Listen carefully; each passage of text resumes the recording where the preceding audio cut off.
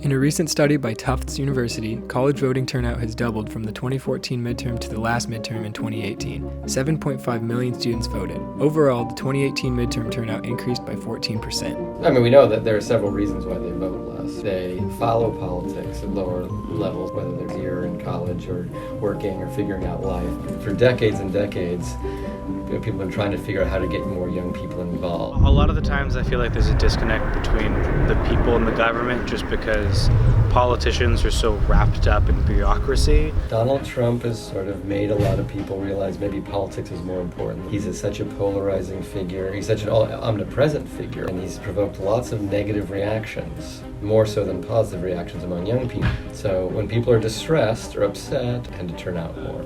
I pay attention because, want him out of there. I follow politics more now after Trump's election than I did when I was younger. I think that the public view on him kind of made me more aware, just because politics seem to be a much bigger deal now that he's president. A lot of it just seems kind of like fake noise to me, so I don't really listen to a lot of it.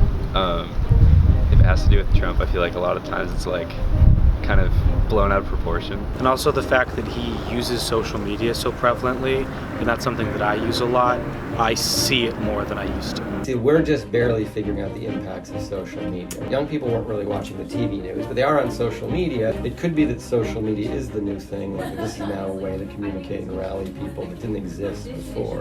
Social media is the easiest way for me to keep up with politics, especially because there's so much information that I think that when I can see it in just 240 characters, I can be like, oh, that's happening, and then I can read into it later on when I have time. I don't specifically follow it on social media, but I see it a lot more.